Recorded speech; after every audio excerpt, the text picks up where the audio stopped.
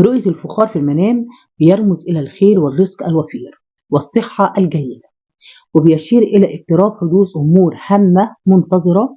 وشراء الأواني الفخارية الجديدة بيدل على السعي والوصول إلى أهداف موجودة، سواء كان ذلك في تحصيل الرزق أو تجهيز لأمر مهم جدا. وتفسير كسر أذن الجرة في المنام بيدل على كسر خاطر الزوجة، وانكسار الجرة الفخارية في المنام هي خسارة في تجارة أو ذهاب رأس المال.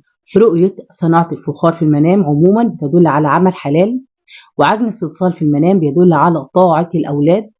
أما تفسير رؤية دولاب الفخار في المنام بيدل على قانون أو منهج الأسرة.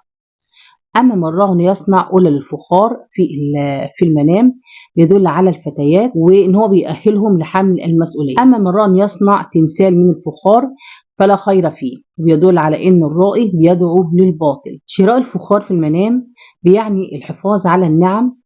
تفسير رؤية بيع الفخار في الحلم على إن الرائي بيشجع على الخير، كما بيدل تقديم الفخار هدية في المنام على تعليم مهنة أو حرفة.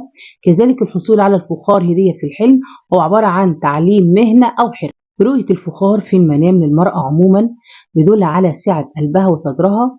وشراء إناء الفخار في منام المرأة المتزوجة بيدل على الرضا.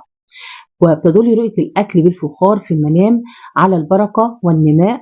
ورؤية الشرب من قلة الفخار في المنام بيدل على عيشة هنية، وأيضا هي للرجل وللمتزوجة.